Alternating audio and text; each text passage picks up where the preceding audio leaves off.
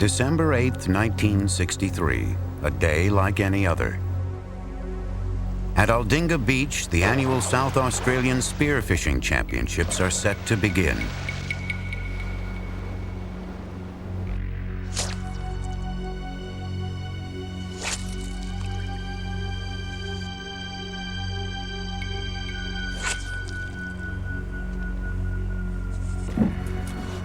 "23-year-old Rodney Fox, a life insurance salesman from Adelaide and former champion, takes to the water.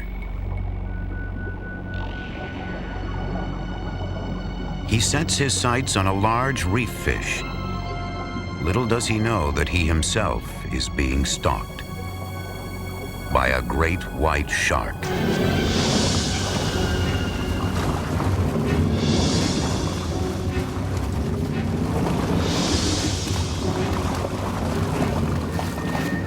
Through a series of near miracles, Rodney Fox arrives at Royal Adelaide Hospital in under an hour.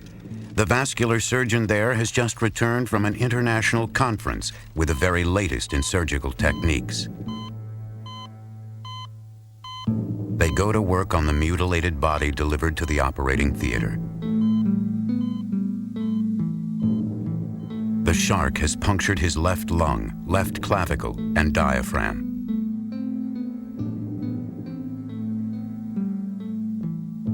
The jaws have bitten through all his ribs, gouged skin and muscle from his left side, and exposed several major organs. According to one surgeon, had Rodney arrived 5 minutes later, he would have bled to death.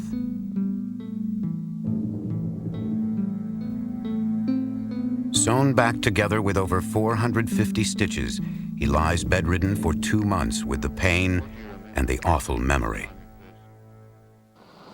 Do you hope to continue skin diving one day? I'll get in the water somewhere sometime, but I don't know whether I'll go in this gulf here where there's been 2 or 3 attacks in the last few years. That was Rodney Fox then. And this is Rodney Fox now.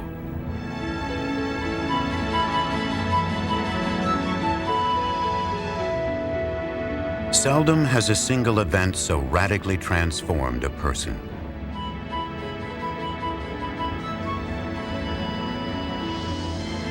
In a way, the great white shark that attacked him 30 years ago took his young life, but gave him another.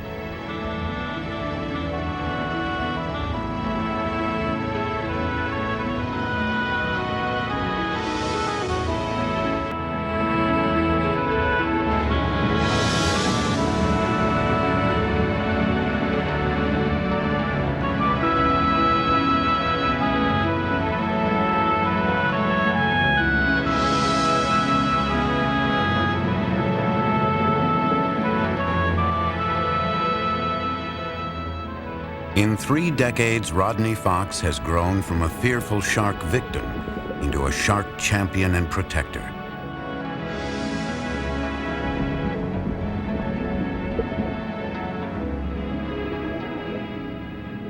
I think the sharks and the shark world is really beautiful and interesting, but the shark gets a raw deal, and people just hate it because they don't understand and they fear it. I love to see them flying and gliding through the water, and I think that most people would really enjoy it too if they realised they weren't going to be eaten alive. This from a man who was himself nearly eaten alive. Rodney's life since the attack has been a continuous challenge to overcome his fear by facing it.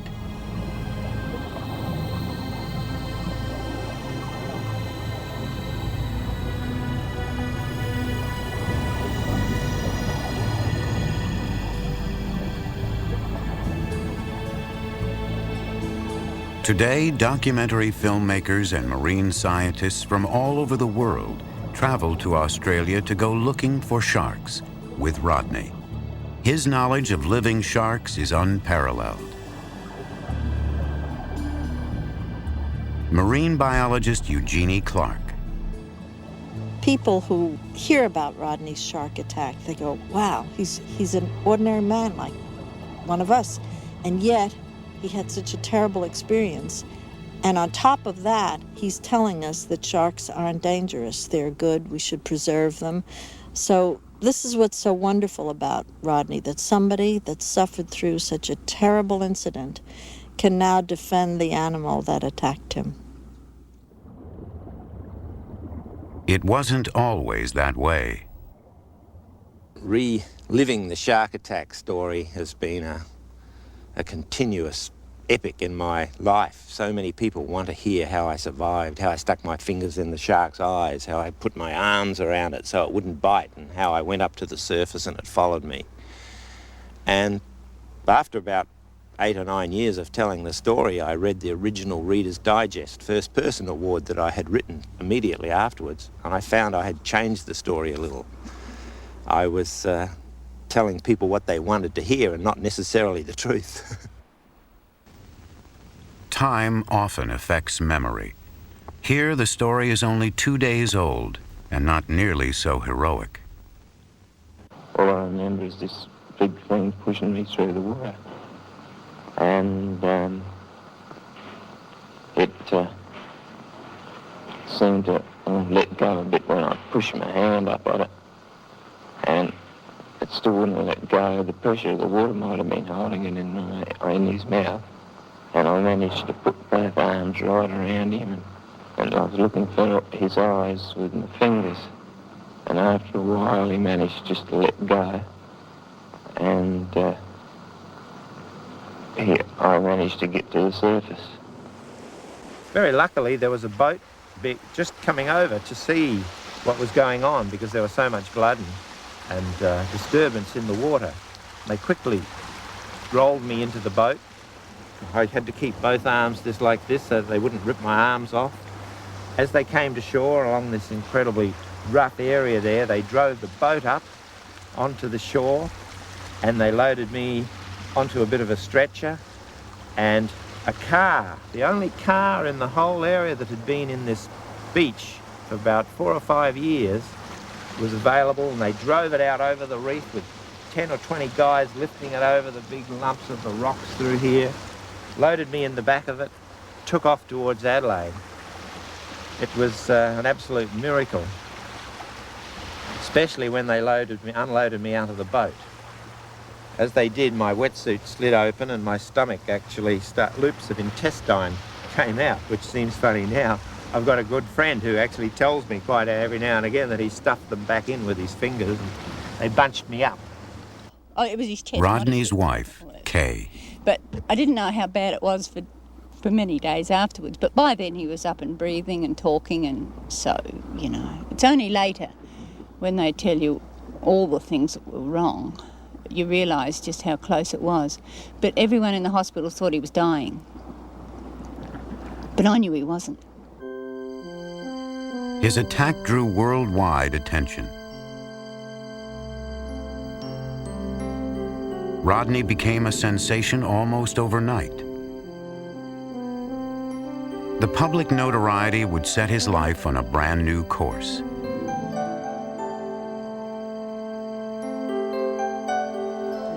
Three months after the attack, escorted by Kay, Rodney began his return to the sea, but it wasn't easy to forget his attack. The fear of the sharks when I went back in the water was huge.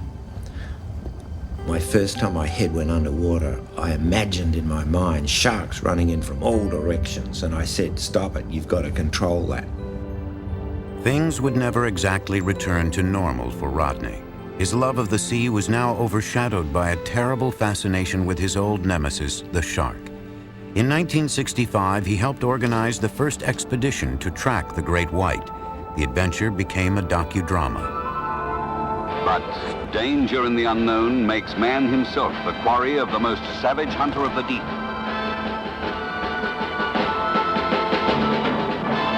The great white shark. The white pointer. Great white death.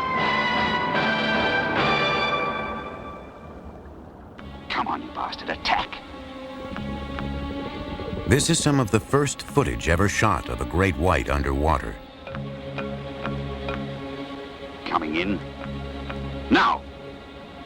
Doesn't taste so good, that wire mesh. The theme is revenge, a crusade to rid the seas of evil sharks. Gapped, and the battle's almost over. A second man-eater whose jaws will never again menace an unsuspecting swimmer. In those days, people feared sharks because they knew very little about them. They thought that every shark was a bad shark. And there was a big saying at that stage that the best shark is a dead shark. The first film was followed by a second.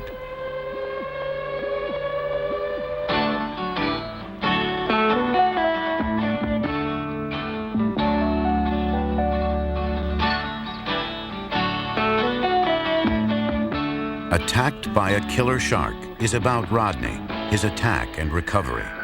Again, it shows Rodney wielding a spear gun, bent on revenge. Time out to reload. The cartridge inside the head explodes on contact. The tremendous concussion is transmitted into the body, killing instantly. But it does twist the truth just a little. I wasn't really after revenge. What I was frightened of was going back in the water and being bitten again. And so I was quite keen to try out the new explosive powerhead that had been invented. And I went underwater and I shot some of these sharks on film to show that man could protect himself in the water. Rod's on a killing frenzy, intoxicated with his success of overriding his fears. This is exactly the scene he had been in need of. In fact, Rodney's attitude was beginning to change, a fact obscured by the dramatic film script. I didn't realise or understand much at that time, but I thought that's not the right attitude. We've got to look at it further than that. We've got to learn more about them and understand them and learn to live with them. As Rodney's appreciation for the great white began to grow, so too did his expertise as a shark tracker. In 1969, he was called into work on a shark movie unlike any that had gone before. Has that cage been checked out? Film producer Peter Gimble turned to Rodney to deliver the sharks for his cameras. Well, generally, after they've had a taste, they start really to tear into things and really start to be active. And then you'll let us get in the water. I'll push you. The result, the critically acclaimed documentary Blue Water, White Death. In the crew was diver cameraman Stan Waterman. The two men would become lifelong friends. It's got to be 12. Oh, yeah, he's been 12. Look at him, man. Rodney had already done 2 films about the great white, and Rodney probably knew more about how to chum in the great white. Very important, that chumming, the putting out of what is called burley in Australia, to attract him, so that Rodney was the natural man to set up the scene for us. Rodney didn't have a cage back then. Gimble had the cages. Rodney knew where to find the burley, the chum, and set up the boats. And way back then at the beginning, Rodney was your man in Australia if you wanted to film the great white.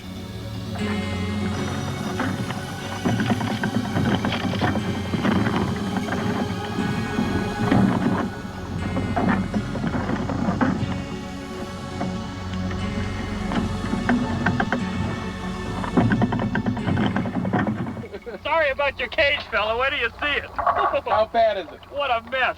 What's he bent the cage up, Stan? Oh, where do you see? The carnage of earlier films was not repeated. Blue Water, White Death marks the beginning of a new kind of relationship between white sharks and human beings, one that allows the sharks to survive the encounter.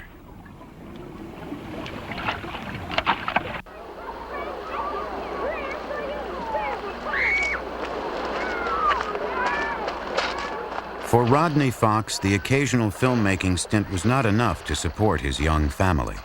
So he took up abalone diving, a dangerous but lucrative profession. It would put food on the table for 18 years. But always the sharks weighed heavily on his mind.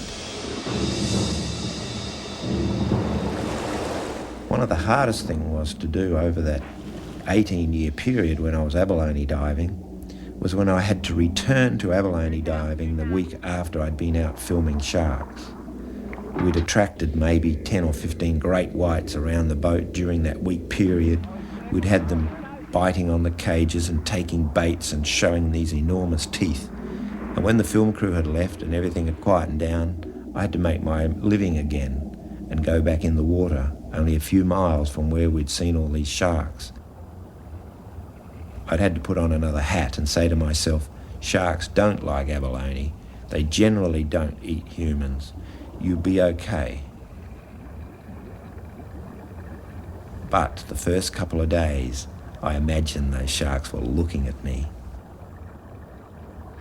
And sometimes, when my knee would hit a soft sponge, I wondered whether that was a shark, whether it was a soft shark's belly, and whether it was biting my leg off. But I knew that it was fear in myself. The danger to abalone divers was genuine enough. Some of the best abalone beds were near seal colonies where white sharks liked to hunt. But instead of killing the sharks, Rodney and his colleagues designed a protective working cage for the abalone divers. Then they tested it in shark-infested waters.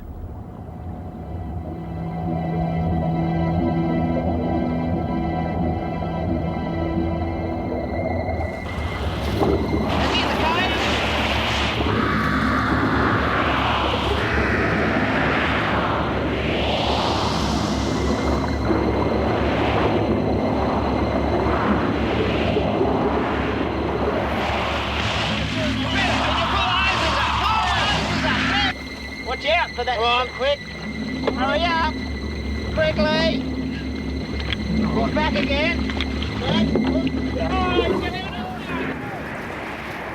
It really proves that that cage is safe to abalone dive out of, because you've been involved with 5 sharks down here swimming around attacking it, and they've only taken the hose. And if you've got enough air to survive and you can get up to the surface, you'll be safe. Exactly, yeah. Makes the adrenaline pump, doesn't it? The adrenaline really started to pump in 1974 when Rodney was contracted to coordinate the filming of live sequences for the greatest shark film of all time. He had had experience with filming great whites in the wild, but Jaws was a different kind of project.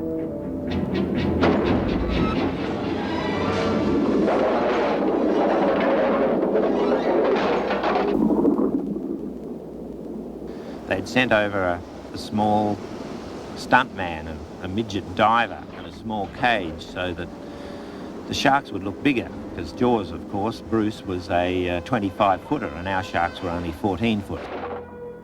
And as we were dressing the little guy, one of the sharks came in and grabbed hold of the propeller on my boat and actually shook the boat physically. And it was well over 14 feet long and a very strong shark. And as it swam along the side, I'm saying to Carl, quick, get in the water, get in the water. The cameraman's ready, here's the sharks. And he's saying, no, no, no. The stunt diver wasn't the only one who didn't want to go in the water. Jaws was great entertainment, but the public was terrorized, and the perception of sharks went from bad to worse.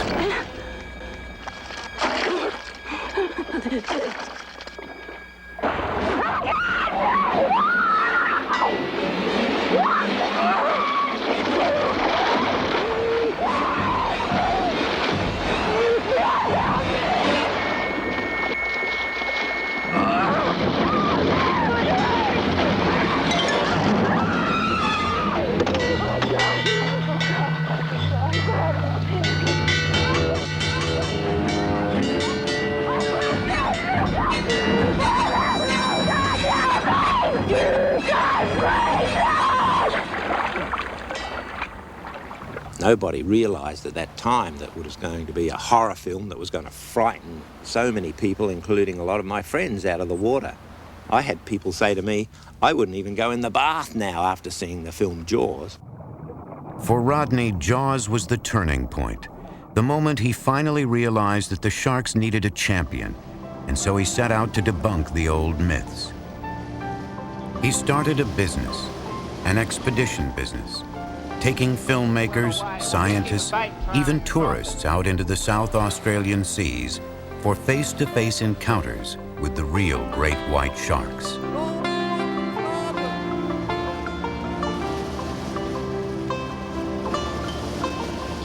These days, his business serves two ends. It contributes to marine science, and it satisfies Rodney's rather large appetite for adventure. Some experience, I tell you. This scientific expedition will drop anchor in the Neptune Islands off the rugged coast of South Australia to find, film, and study great white sharks.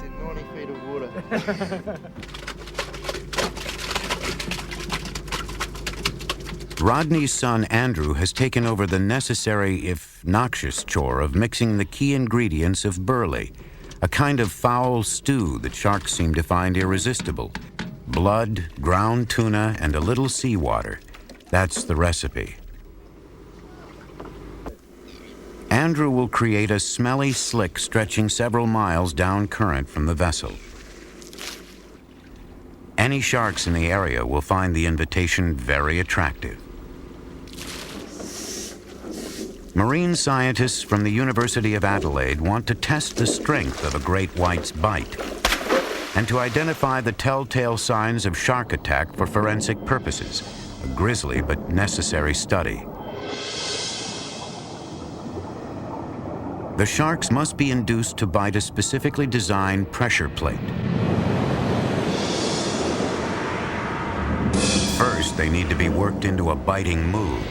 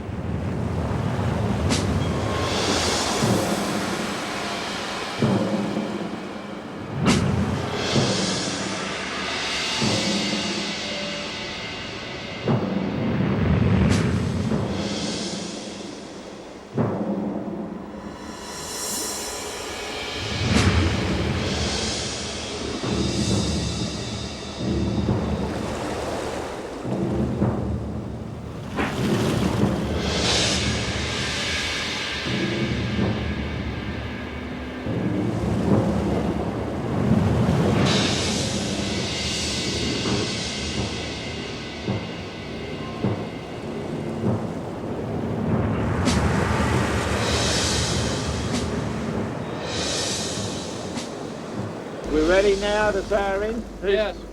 Okay, drop her in, Andrew. Now that the shark has the idea, he gets his tuna on a plate.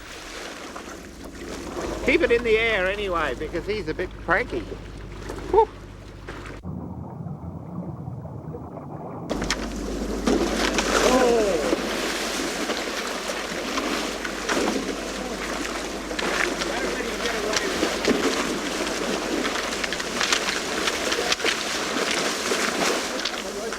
Running tests on the great white sharks in the wild is always unpredictable.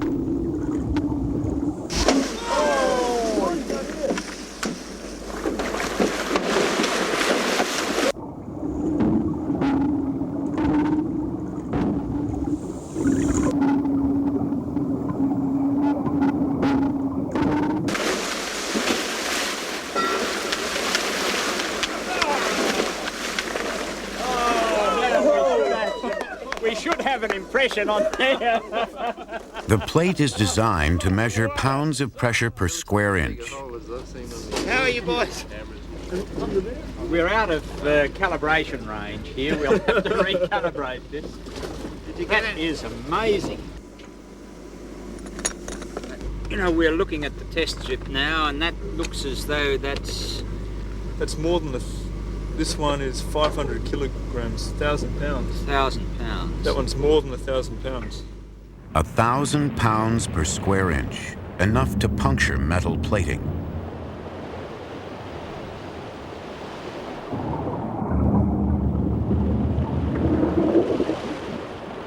But what exactly is it that draws a great white and prompts it to bite? Is it the smell of prey, or the sight of it, or the vibrations it sends through the water? That's a crucial question for divers, so Rodney helped set up another experiment. What I hope to do here is to really work out whether the great white sharks are interested in humans, whether they can actually see that there is a shield, an unseen shield there, whether they can detect that, and whether they may be interested in the fish or sound, and whether just to see just what they are interested in. They swim around and around so many times the cages without biting, and we haven't had any true results. In order to test sight, Rodney will use a cage of 1/4-inch Lexan plastic to give the sharks a clear view of his shape. An underwater speaker will test for sound, broadcasting low-frequency vibrations to simulate the vibrations made by moving prey. Intermittent.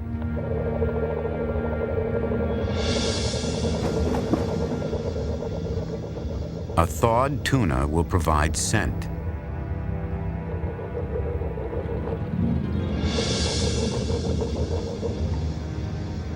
Will the shark show any clear preference?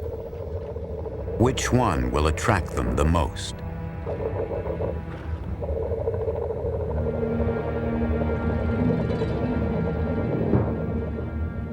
The adrenaline that rushes in you as you go down there, and as the shark comes in when you're in the Lexan tube, gives you a real rush. It's excitement all over again. It's like the first time in my shark cages.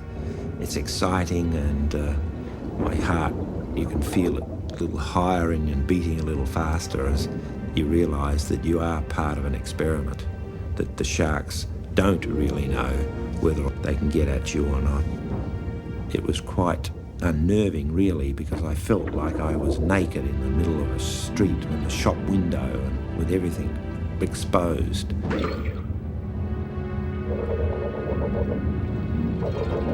Again and again, the circling sharks pass Rodney by and return to the source of the sound vibrations. The proof is clear. At close range, underwater vibrations, not sight or smell, are what attracts the shark. Rows of sensory cells along the shark's flank are especially attuned to these stimuli. No, there's absolutely no doubt in my mind they were far more interested in the low vibrations than they ever were in me or the tuna.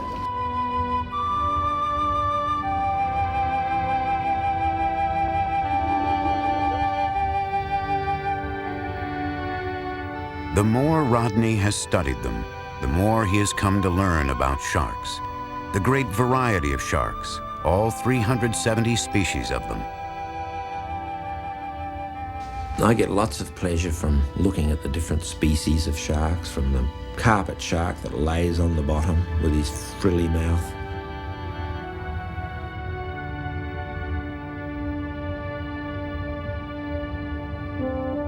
to the nurse sharks that seem to rummage around and sleep a lot,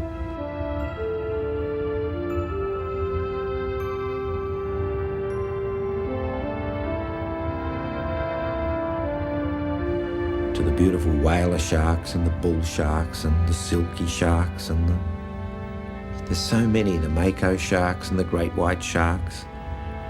It's all of them have a different field, a different way to swim, a different way of life, but they're all beautiful the way they swim and glide and fly through the water.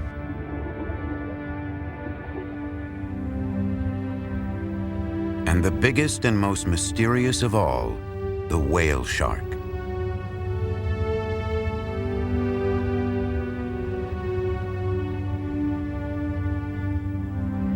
It's not just the largest of the sharks. It is, in fact, the largest fish in the ocean. But despite its menacing size and appearance, this is among the most gentle and benign of all sharks.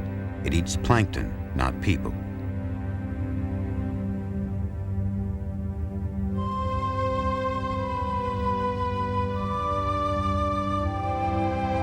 Few in number, slow to reproduce, the whale shark is one of the great and vulnerable wonders of the oceans.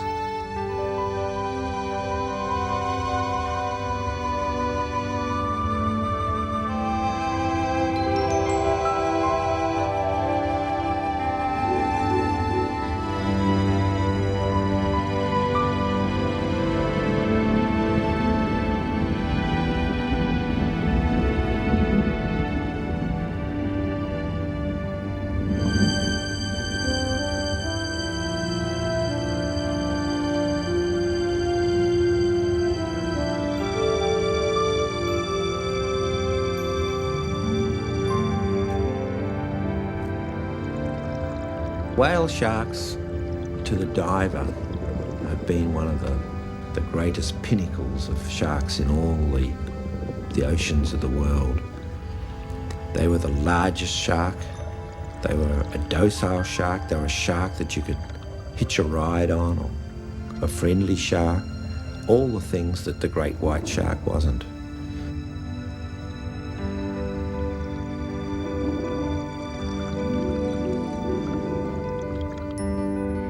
Growing to over 50 feet and 20 tons, the whale shark is so big that it supports other fish, like these remora. They hitchhike harmlessly on the whale shark and eat the food it leaves behind. Ironically, the most visible fish in the ocean is also one of the least understood. No one can say where or when these sharks reproduce, or even how old they grow to be. But some scientists believe they live as long as we do, roaming the tropical oceans in search of food and occasionally each other.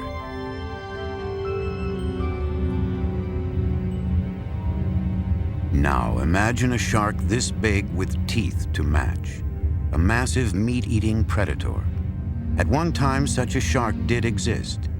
Carcharodon megalodon, 50 feet of carnivore, lived during the Miocene era some 20 million years ago. It was the largest ocean-going predator that ever existed.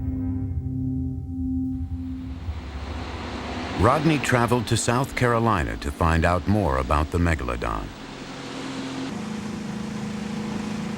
He and naturalist Vito Bertucci will dive in the Cooper River off Charleston.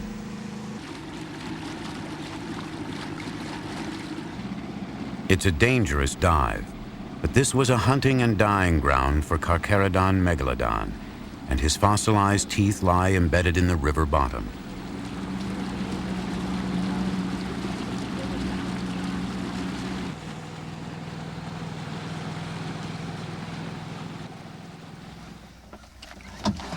The most important thing to worry about here is the current.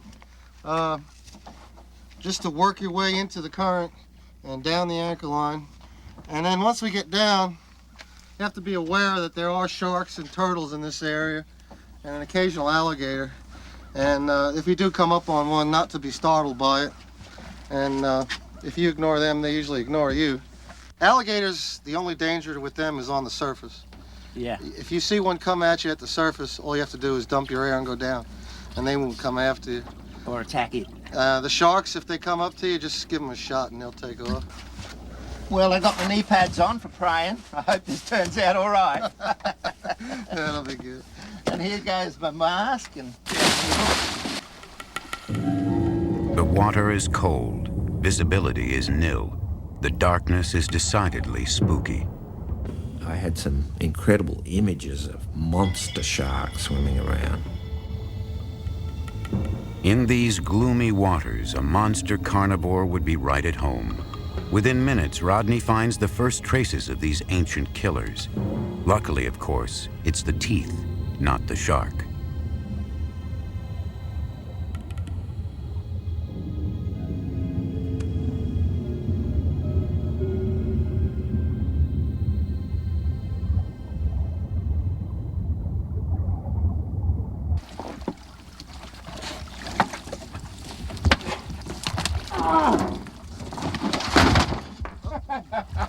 You okay? yeah, fine. I don't know if I can get up here very easy. Well, that's the best way. Just leave your gear on the floor. How do I get this helmet off? Oh, I feel a bit like Houdini. Why are they different colours? This one was in the sand. On the sand? Yeah, in the sand, and these were in the mud. In the mud, like a bit further away. Yeah. You know, when I was heading down there with you for the first time, I thought, what am I doing here? It was dark and crazy, and I'm pulling and I'm spinning sideways on the rope down there. And it was only when I saw the bottom come up slowly that I realised there was a steady bottom there. And I thought, I can't give up now because I can't get back in the boat. and then I went on, and then when I saw that first half a tooth down there, I thought, this is what it is. And then I started looking, and I forgot about all the problems of that you told me about down there, and started looking for teeth. And, you know, you can get carried away. Down in Jacksonville, Florida, Cliff Jeremiah is taking Vito's fossil teeth and reconstructing a megalodon shark jaw. It will be the largest shark jaw in the world, big enough to swallow a small car. And it has an entire set of properly matched teeth.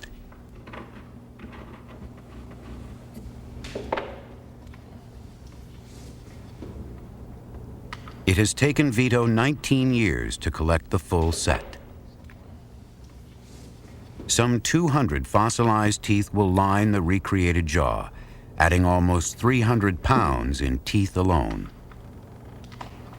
Shark teeth, of course, stand out so much so, that white, pointy, ivory things, knives against their grey body.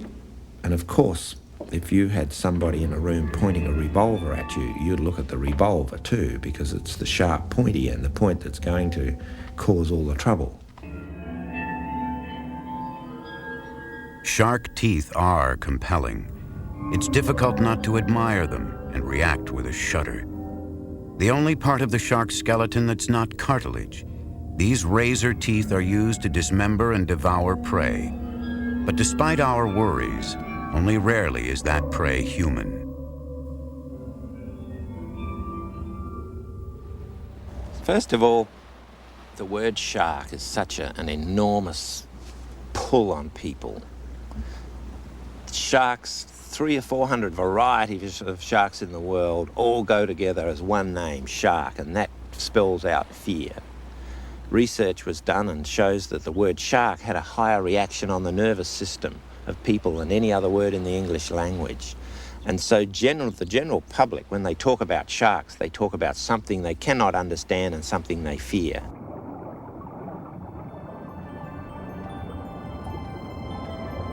In fact, sharks are not all scary. Only a handful are any kind of threat to people. What they are is vitally important to the oceans. As top predators, they help maintain the entire balance of the underwater world.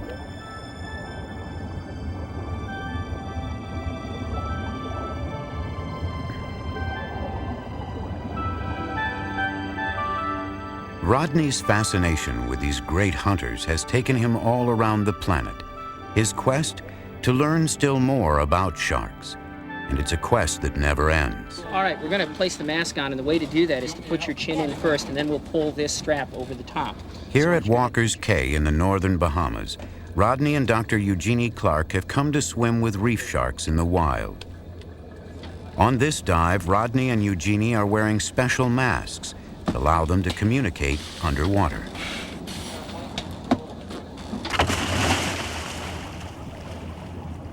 No metal cages, no Lexan tubes, just a swim alongside the sharks, to show that if you know what you're doing, you have nothing to fear.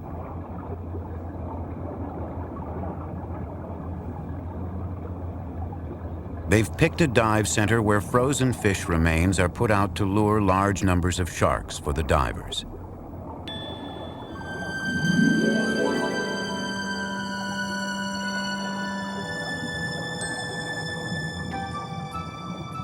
It's just beautiful to be here and watch them. The nurse sharks are the first to arrive. They certainly don't seem to be paying any attention to us, do they?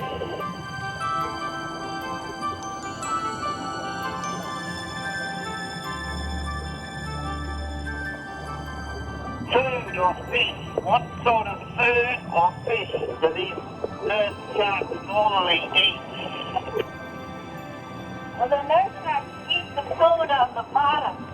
Shellfish, crab, and any kind of fish they can get a hold of.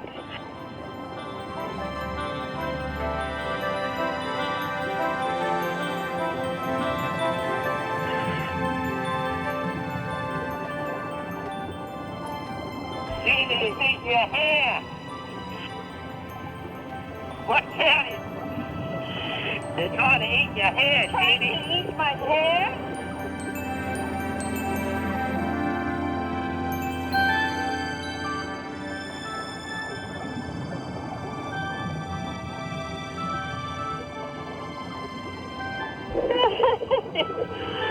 I really like that, Rodney. He just stopped then and wanted to be scratched some more. While the nurse sharks are fairly docile, the black tips that follow are much more aggressive.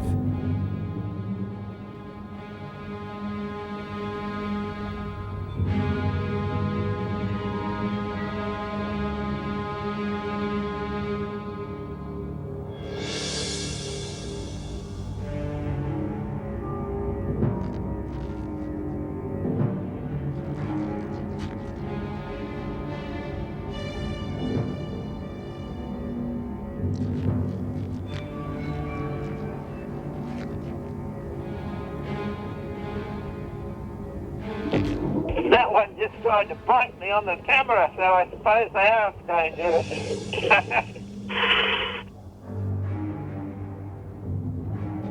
How about staying close to me? It's getting a bit exciting here.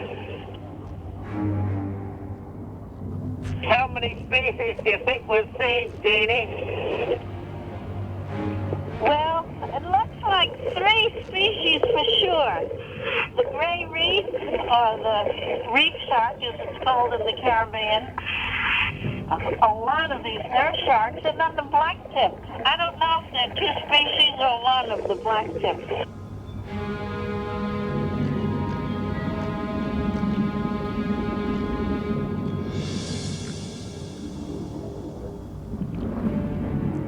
Yet even the blacktip and gray reef sharks seem more interested in the food than the humans.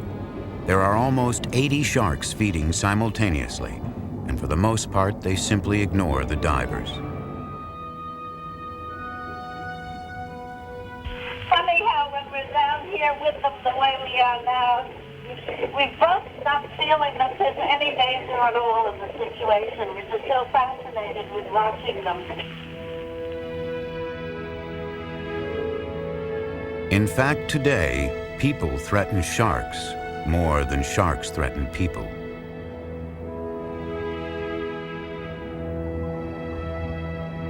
Sharks are being killed, sometimes purely out of hate. They don't even use them. There's some of the shark tournaments where just go out and kill sharks.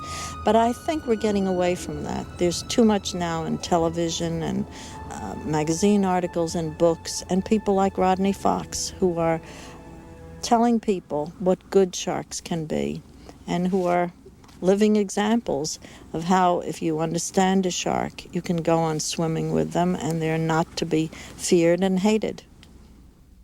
They're just sniffing like little puppy dogs, aren't they? Some sharks you can swim with, some you can't. It takes some education, experience, and common sense to figure out which ones are safer than others.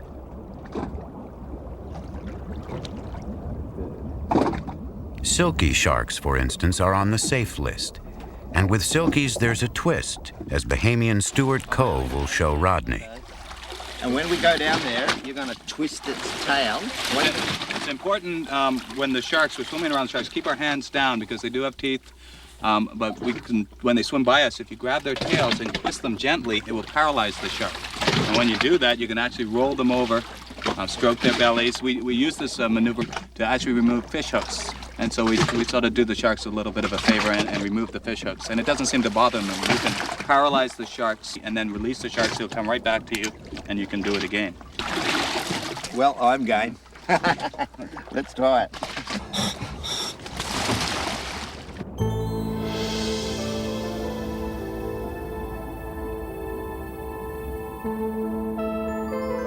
Silky sharks are so called because instead of the usual rough shark skin, theirs is smooth, as silk.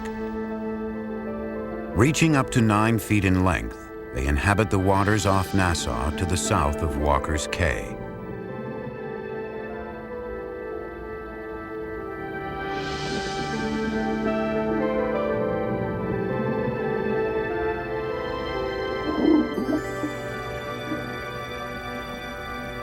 Grabbing silkies by the tail might sound tricky, but divers in the area have been doing it for a while, ever since they first set out to remove the hooks of careless fishermen. That's when they discovered the silkie's special weakness.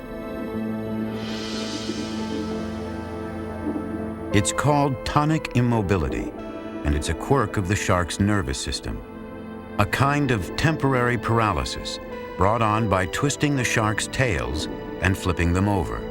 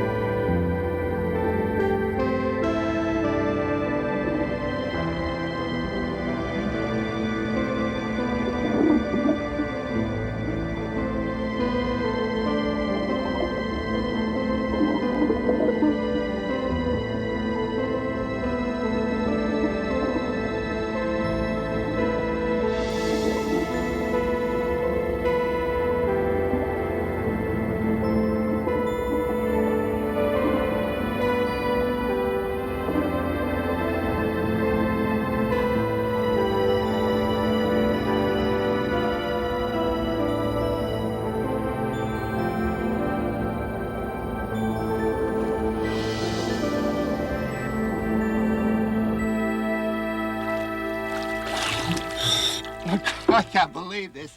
Those sharks are so friendly. They're right behind you. They're all around. That's incredible. I never experienced anything like that before. So silkies are friendly. Nurses are okay. What about any others? You got any other dangerous sharks? We got no dangerous sharks in the Bahamas. Yeah? And unfortunately, 2 weeks ago, we had a longline boat come into our area and target our shark dive. And out up in the reef area on the inland sites, and caught 35 of our shark population, and they all had different names, and they were like our kids. It was like having your pet dog killed, and we had a great affinity, a great affection for all these for these wonderful sharks. Well, after that great white shark got me, I really knew nothing about sharks, and here you are. You know, this is one of the 350 varieties of sharks in the world. And you just have to find out which ones are potentially man-eaters, or man-biters, as they say. I'm less frightened now than I was before my shark attack, because I've learnt to find out which ones are dangerous and which ones aren't, which ones you can handle, which ones you can swim with. I think they're beautiful. Hi, Joe.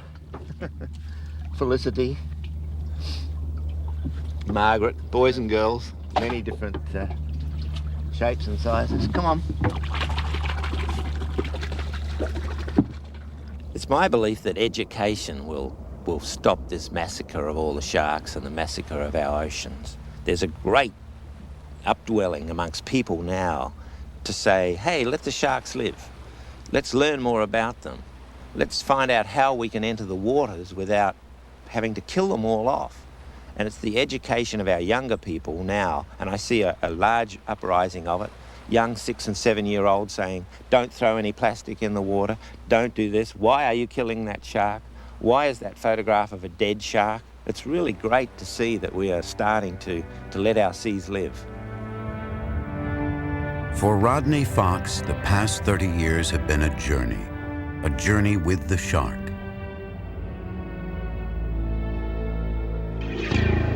It was a voyage that started in one terrible instant.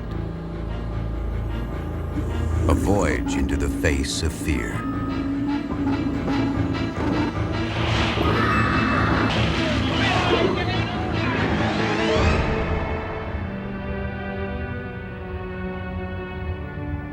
Over 30 years, Rodney has traveled from terror and death to understanding and life. From the early days when killing sharks seemed right, to the present when harming them, even accidentally, seems very wrong.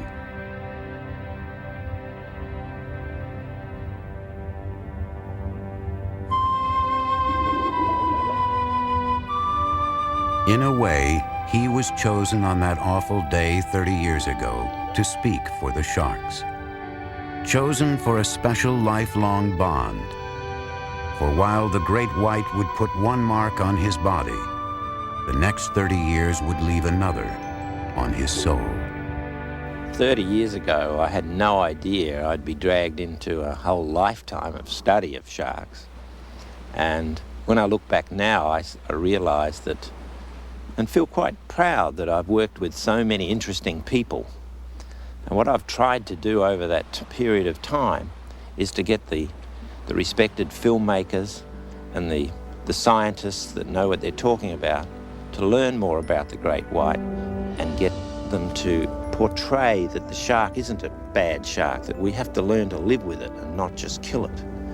And I look back over 30 years to find that slowly it's been happening and working, and all of the people agree with my philosophy. Let the sharks live.